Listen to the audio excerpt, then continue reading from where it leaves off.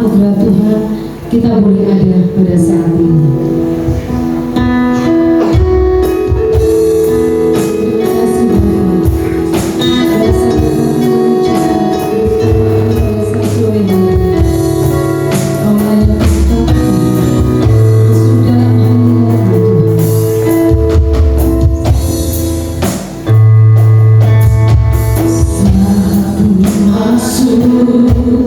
Kehadiranmu bawa bersama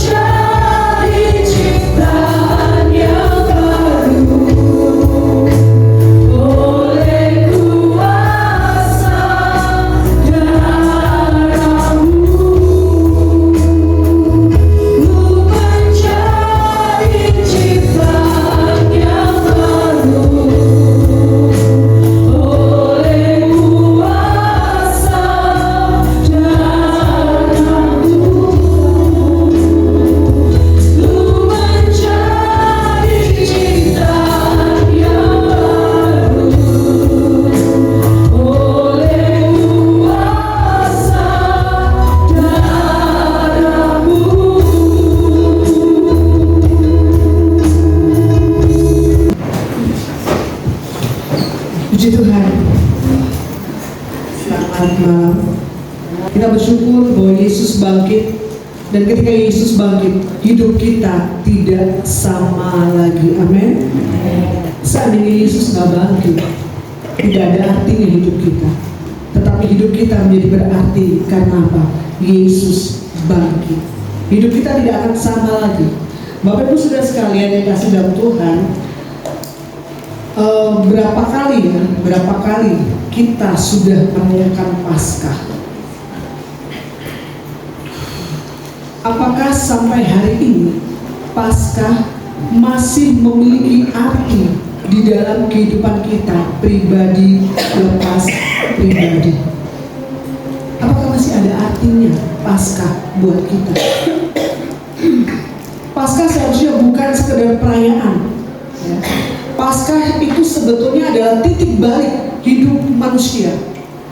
Paskah bukan sekedar hari untuk dirayakan. Ada seorang yang bernama Charles Spurgeon. Dia katakan, Paskah bukan sekedar hari untuk dirayakan, tetapi kehidupan yang harus dijalani. Ketika Yesus sebagai pemimpin pada waktu itu ditangkap, maka murid-murid membayangkan bahwa selanjutnya pasti mereka akan ditangkap, pasti mereka akan dikejar oleh pemimpin-pemimpin Yahudi dan orang-orang Roma pada waktu itu, sehingga membuat mereka benar-benar sangat ketakutan. Itu ancaman dari luar. Kemudian ada ancaman dari dalam, ada luka yang mereka rasakan, ada rasa bersalah, ada rasa kecewa yang sedang ada di dalam diri mereka. Kita bisa bayangkan ya, ketika Tuhan Yesus mengalami ancamannya, Tuhan Yesus ditangkap. Kalau kita bisa baca di dalam Lukas 23 ayat 49, Lukas 23 ayat 49 dikatakan seperti ini. Semua orang yang mengenal Yesus dari dekat, jadi semua orang yang mengenal Yesus dari dekat pada waktu itu, termasuk perempuan-perempuan yang mengikuti Yesus dari Galilea, mereka berdiri jauh-jauh dan melihat semuanya itu.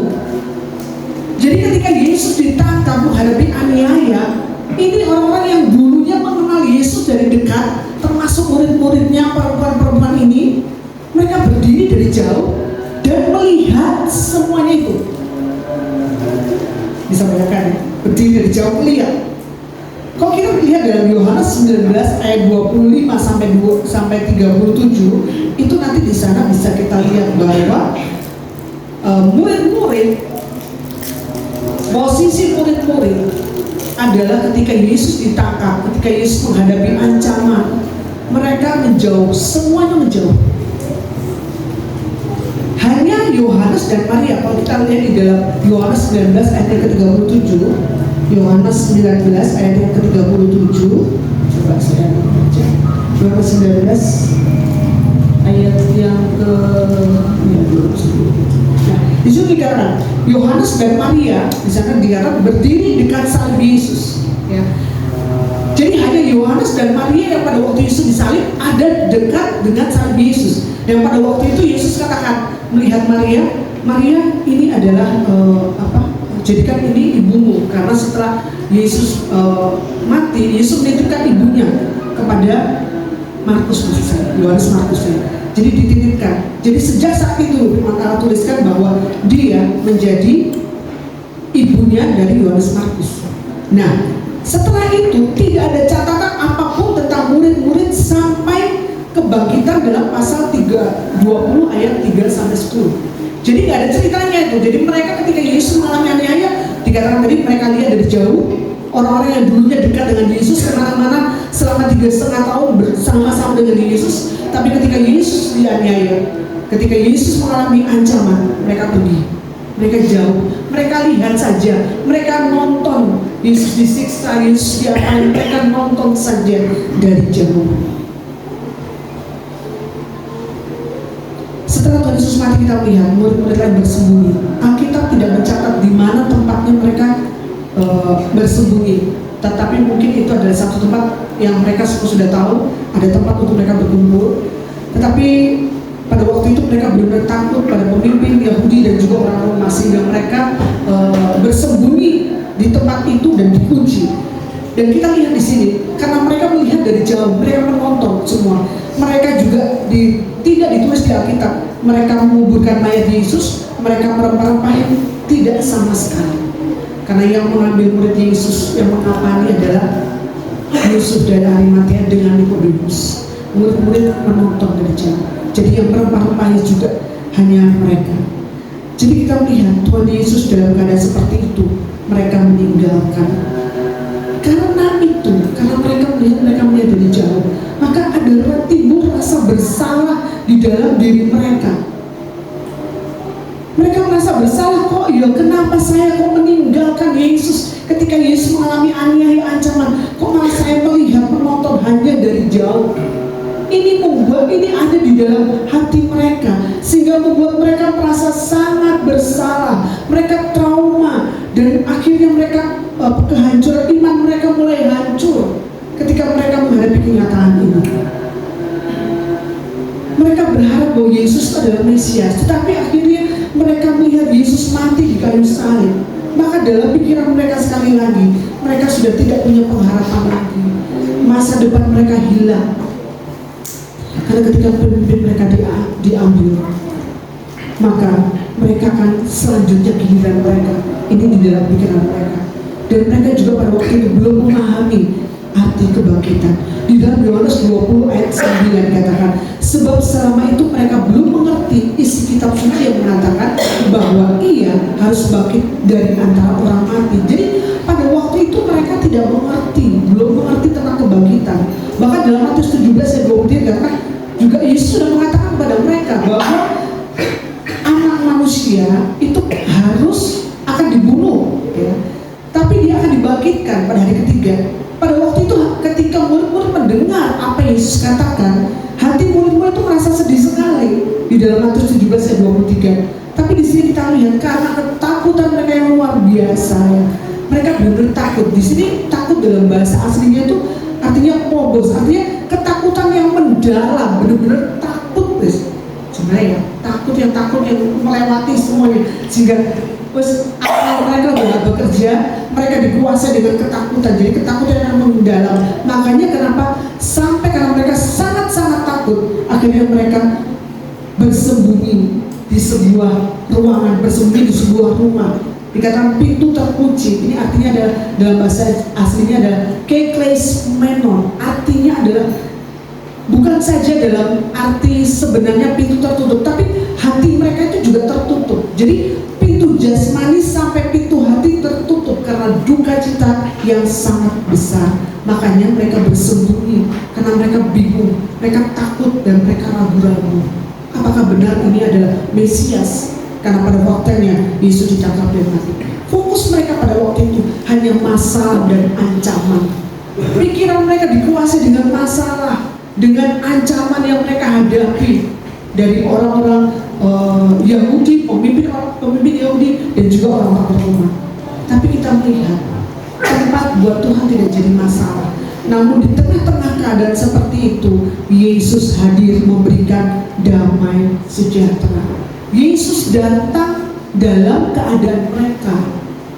Jadi tempat tidak jadi masalah, tetapi Tuhan melihat kondisi hati mereka yang sedang hancur, yang sedang kecewa, yang sedang rasa putus asa, kehilangan pengharapan.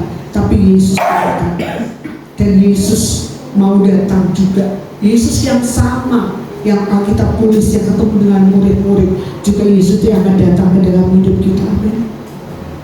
Kita sudah mengalami bagaimana kuasa kebangkitan di dalam kehidupan kita, sehingga kita boleh ada sampai saat ini, semua karena kuasa kebangkitan Yesus. Amin. Bapak Ibu Saudara sekalian, kita akan lihat proses perubahan murid-murid ini. Yang pertama kita lihat Yesus datang saat murid-murid tidak berdaya, saat murid-murid tidak punya pengharapan. Yesus hadir. Maka pertama ketika Yesus hadir, kita lihat murid-murid nggak mencari Yesus, tapi Yesus yang melihat keadaan mereka seperti itu. Yesus yang Allah, dia datang. Murid-murid sedang terbelenggu dengan ketakutan, sehingga mereka diam di tempat, bersembunyi.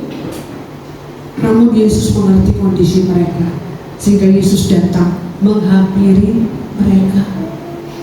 murid-murid nggak datang mencari Yesus, tapi Yesuslah yang mencari mereka. Jadi Yesus datang kepada mereka. Yesus datang di tengah-tengah pintu yang tertutup, hati yang juga tertutup karena duka cita yang luar biasa. Tapi Yesus hadir. Bapak Ibu Saudara sekalian, mungkin hari ini ada di antara kita yang sedang lelah hidup. Ada di antara kita mungkin sedang bergumul dengan ekonomi kita. Ada yang mungkin diam-diam kita ketika kita berdoa kita menangis karena begitu berat beban dalam kehidupan kita. Berita Paskah, Tuhan tidak menunggu kita kuat, Dia datang saat kita hancur. Amin. Dia ada Allah yang sangat penuh dengan balas kasihan. Ketika kita dalam keadaan hancur, ketika kita dalam keadaan yang lemah, Dia datang kepada kita. Dan ketika Dia datang, Dia tidak diam, tapi Dia membawa damai sejahtera. Langkah yang kedua kita lihat bagaimana Yesus memberi damai sejahtera. Damai sejahtera dalam bahasa aslinya ini adalah eirene, jadi memiliki beberapa makna. Yaitu damai sejahtera di sini artinya adalah ketenangan batin. Eirene ini adalah ketenangan batin. Damai sejahtera dari Tuhan adalah mencakup ketenangan batin, keutuhan hidup, dan hubungan yang dipulihkan dengan Allah. Ini damai sejahtera yang dari Tuhan. Tidak seperti yang diberi oleh dunia ini. Dunia ini karena kalau saya baik-baik aja, ya saya damai sejahtera, saya tenang hidupnya karena semua tercukupi semua. Ini dari dunia. Tetapi damai yang dari Tuhan, ini adalah ketenangan batin. Walaupun keadaan tidak baik-baik saja. Pada waktu itu ketika Yesus datang, murid-murid tidak langsung mereka selesai masalahnya. Tidak, ancaman masih ada, masalah masih ada, duka cita masih ada. Tetapi ada suatu perubahan, hatinya dirubah dulu. Ada ketenangan, walaupun masalah belum selesai, tapi ada ketenangan di dalam batin. Dan damai sejahtera ini merupakan satu keutuhan hidup. Bagaimana dalam kehidupan kita, kita nggak bisa milih yang baik-baik saja saya mau jalani, yang nggak baik saya nggak mau. Tidak, keutuhan hidup. Jadi walaupun dalam kehidupan kita ada masa duka, ada masa suka, tapi itulah kehidupan utuh. Walaupun ada masalah, ketika ada damai sejahtera yang Tuhan beri, maka hidup itu utuh. Walaupun duka ataupun suka, tetap bisa menikmati ketenangan batin dan hubungan yang dipulihkan dengan Allah. Jadi dalam keadaan apapun, ketika kita terhubung dengan Tuhan, itu akan ada damai sejahtera. Yesus bangkit, dosa kita dihapuskan, ada pemulihan hubungan antara kita dengan Allah. Jadi damai sejahtera bukan sekedar salam seperti kita katakan shalom, ya, sama dengan assalamualaikum, sama shalom, damai sejahtera. Bukan sekedar salam, tapi kita mendapatkan damai sejahtera dari Tuhan, yaitu pemulihan yang total. Jadi hati dipulihkan dulu, baru hidup berubah. Ini kuncinya. Hati kita juga baru, hati kita dulu yang harus dipulihkan. Seperti murid-murid, keadaan belum berubah, tapi hati mereka sudah berubah. Ketika Yesus katakan menunjukkan dirinya damai sejahtera, maka pada saat itu mereka bersuka cita ketika melihat Tuhan. Jadi ketika hati dipulihkan, baru hidup berubah. Damai Tuhan lebih besar dari masalah. Makanya Yesus berkata, damai sejahtera bagi kamu, masalah belum selesai, tapi hati mereka dipulihkan. Bapak Ibu Saudara sekalian, masalah mungkin masih ada di dalam kehidupan kita, penyakit masih ada.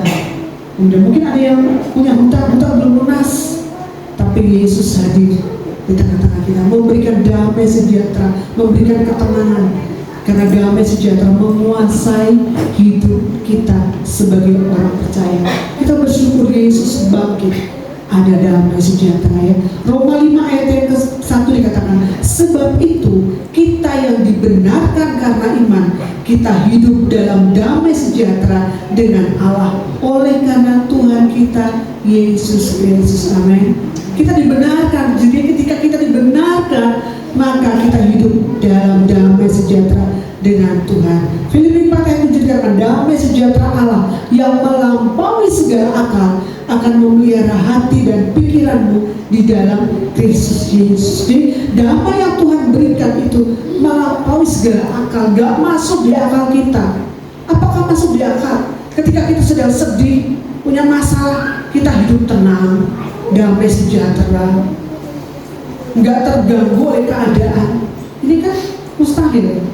Tapi itulah damai yang Tuhan berikan, berbeda dengan damai yang diberikan oleh dunia. Jadi damai dari Tuhan ini menguasai kita, melampaui segala akal. Dia akan memelihara hati dan pikiran kita di dalam Kristus Yesus. Kuncinya adalah di dalam Kristus Yesus. Di luar Kristus tidak ada damai sejahtera. Berapa banyak orang yang kaya, punya harta, punya kedudukan, tapi tidak punya damai sejahtera.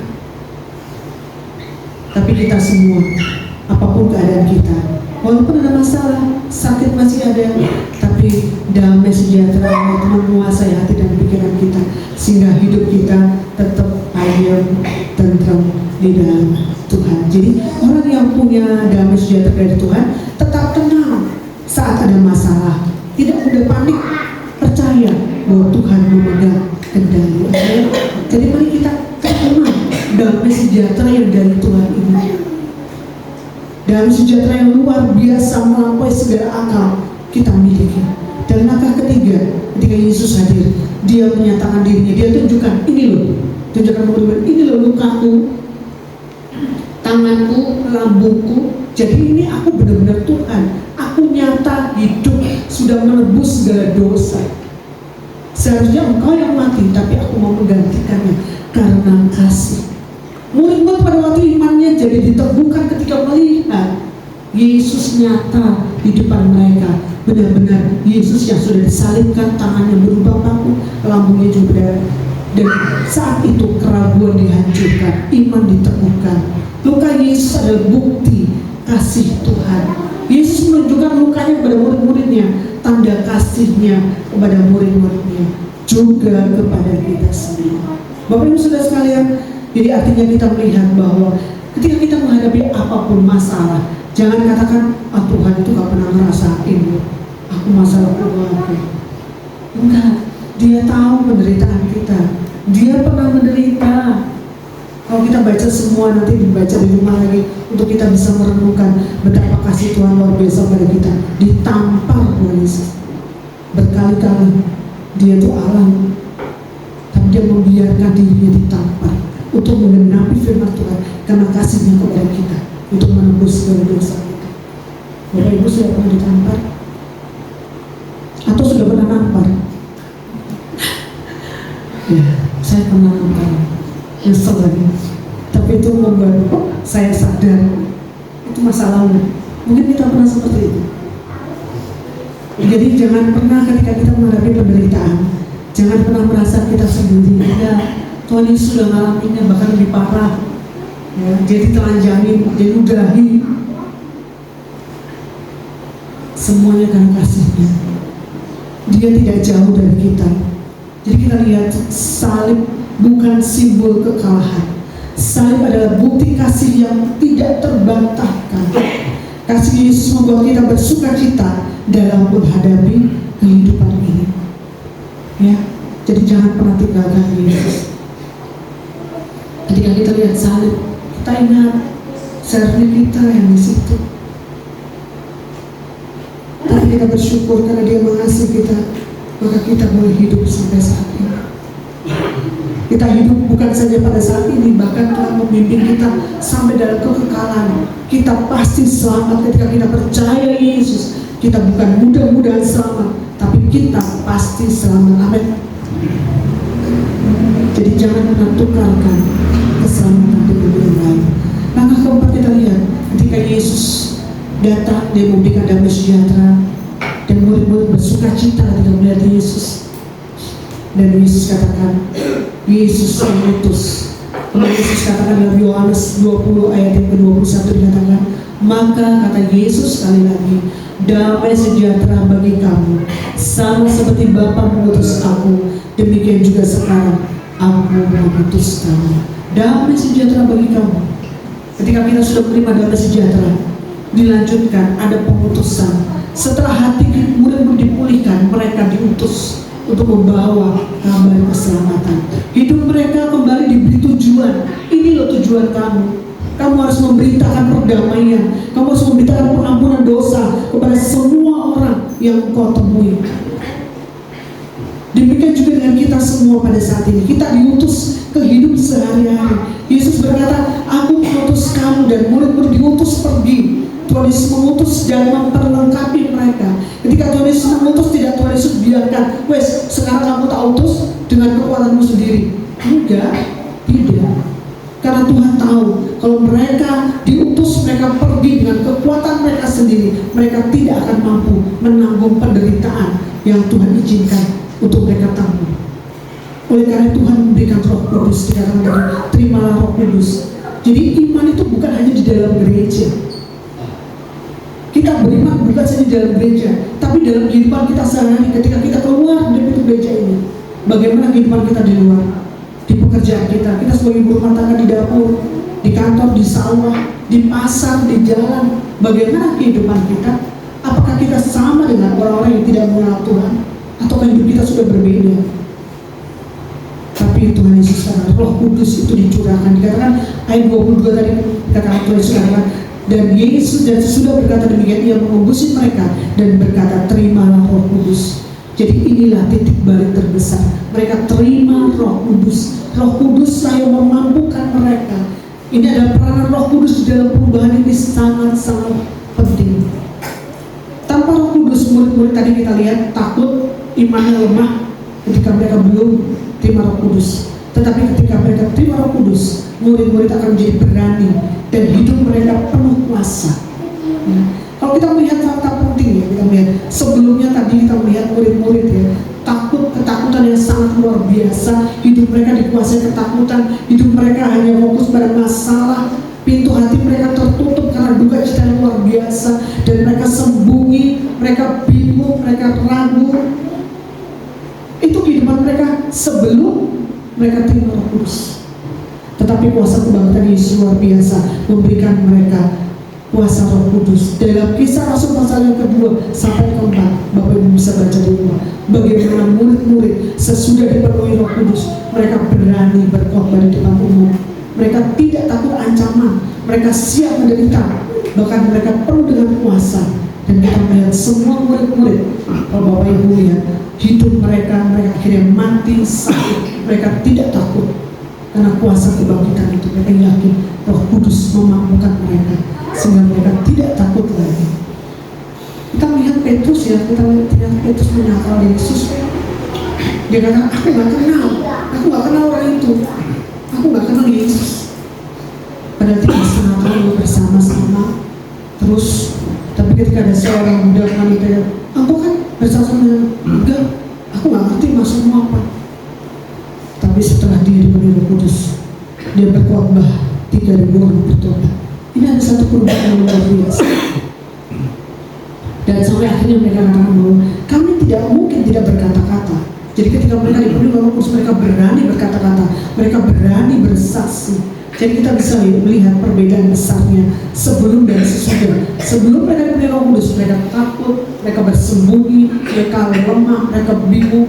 Tetapi sesudah mereka dipenuhi Roh Kudus, mereka berani tampil, mereka berani hidup dalam kebenaran, dan mereka penuh dengan kuasa dan penuh dengan keyakinan. Walaupun mereka menderita, nggak masalah, mereka nggak takut, karena mereka tahu bahwa Tuhan memegang kendali dan Tuhan mengabarkan kepada mereka bahwa mereka diutus untuk memberitakan berita keselamatan. Makanya sampai akhirnya mereka rela mati untuk Tuhan Yesus. Bapak Ibu Saudara sekalian, yang mengubah mereka bukan keadaan mereka belum berubah, tidak berubah, ancaman masih ada, tetap ada ancaman. Tapi perjumpaan dengan Yesus dan Roh Kudus itulah yang mengubah mereka. Jadi sangat penting perjumpaan kita dengan Yesus dan Roh Kudus, karena itu yang mengubah kita. Roh Kudus itu memberikan kepada kita keberanian. Keberanian untuk apa sih? Keberanian untuk kita menjalani hari-hari kita. Kita bisa hidup berbeda dengan orang-orang yang belum mengenal Tuhan. Orang-orang bisa melihat kita beda. Hidup kita berani menolak tawaran-tawaran berdosa, kompromi dengan dosa, kita berani tolak itu semua. Roh Kudus akan memampukan kita. Roh Kudus juga memberi kuasa kita untuk bersaksi untuk mengabarkan betapa Tuhan itu baik buat kita. Pengalaman kita bagikan kepada orang lain. Kita akan bahwa Yesus adalah juru selamat. Kita bisa mengingat firman Tuhan yang kita baca, yang kita dengar. Itu Roh Kudus juga akan menolong kita, mengingatkan. Ketika mungkin kita dalam menghadapi masalah, Tuhan ingatkan, ayo ingat loh, kita punya Tuhan yang besar. Masalah kita memang kita punya masalah, tapi masalah kita kecil dibanding Tuhan yang sangat besar.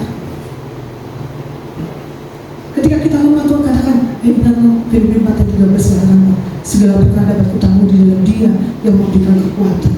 Jadi Roh Kudus akan mengingatkan kita. Mungkin kita nggak hafal secara utuh ayat itu, paling tidak kita ingat. Roh Kudus ingatkan, loh jangan susah dong, Tuhan beri kekuatan pada kamu. Ketika kita dalam kekurangan, Tuhan ingatkan kita, ingat loh firman Tuhan, katakan bahwa Tuhan akan mencukupkan semua keperluan kita. Ya, burung di udara Tuhan pelihara, bukan di padang Tuhan pelihara. Kamu adalah anakmu, kamu pasti juga dipelihara Tuhan. Ini akan menguatkan kita kembali, ya, untuk kita tetap percaya. Dan Roh Kudus juga akan mengubah hati kita. Kita mau berubah, mari kita berdoa, Tuhan ubahkan ketakutanku ini, ubahkan ketakutanku menjadi keberanian. Dan mari kita berdoa, pakai Tuhan hidupku ini menjadi alat Tuhan. Bapak Ibu Saudara sekalian, kubur itu kosong. Artinya apa? Dosa sudah tidak berkuasa lagi, kematian tidak menang, iblis sudah dikalahkan, dan hidup kita pasti berbeda. Hidup kita tidak akan sama lagi. Hari ini Bapak Ibu Saudara sekalian, mana yang mau kita pilih? Apakah kita mau pilih hidup yang lama, ataukah kita mau pilih hidup yang baru bersama Yesus yang sudah bangkit? Bukan hanya percaya, tapi yang Tuhan kehendaki adalah kita percaya dan kita taat apa yang Tuhan kehendaki. Saya senang sekali dengan lagu yang suka-sukamu Tuhan. Itu saja enak ya. Tapi benar nggak menjadi pertanyaan kita? Benarkah kita mau katakan Tuhan suka-sukamu Tuhan? Apa yang Tuhan suka itu yang mau kita lakukan? Apakah benar seperti itu? Tapi mari melalui firman Tuhan pada malam hari ini, Yesus bangkit membuat hidup kita tidak sama lagi.